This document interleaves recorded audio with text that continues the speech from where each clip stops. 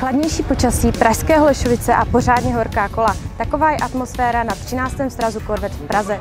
Výstaviště už zaplnilo asi 150 vozů z celé Evropy, USA nebo dokonce Austrálie. Na návštěvníky dnes čeká třeba královská projížďka Prahou a uvidí tu auta stará skoro 60 let nebo sportovní limitované edice Grand Sport.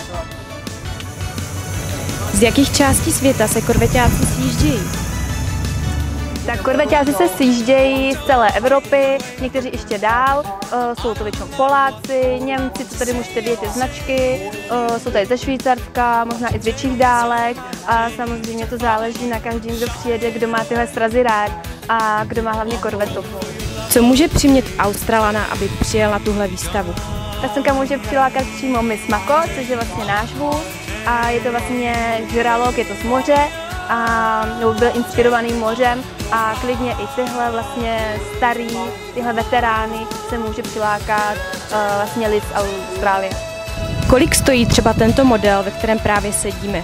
Tak přímo konkrétně Miss Mako, tak je to asi nejkrásnější, nejdražší vůz a vyhrál už několik ocenění a momentálně tenhle je za 2 500 000. Jakým způsobem se renovují takové typy aut?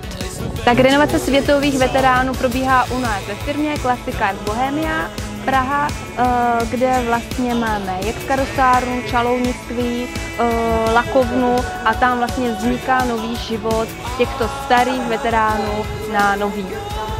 V jakých mezích se drží návštěvnost této výstavy? Drží se stabilně, bych řekla.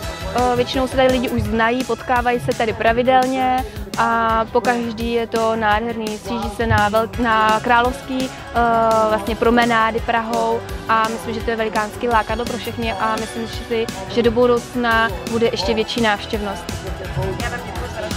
Já taky.